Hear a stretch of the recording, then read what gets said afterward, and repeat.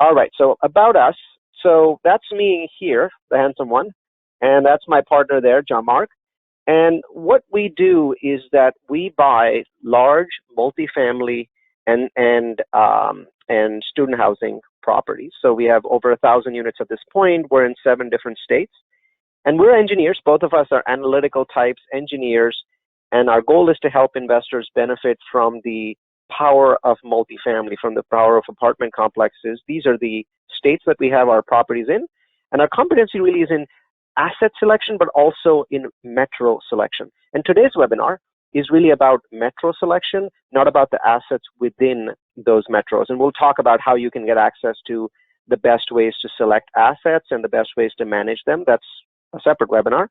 But today we're going to talk about the best markets in the United States. So I am a technologist myself. I'm not real estate royalty. I have not been selling homes since when I was in my diapers.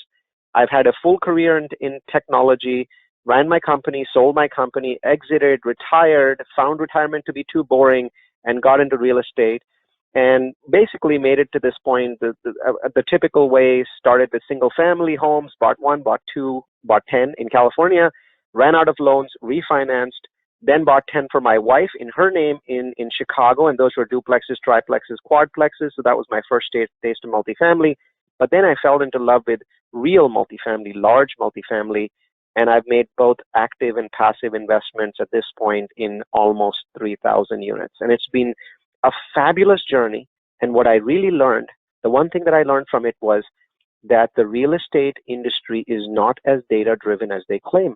The vast majority of people that you talk with will assert that they're data-driven. They'll tell you all the time, "Oh yeah, I'm really data-driven. I look at the numbers." And what I find is that's not the case.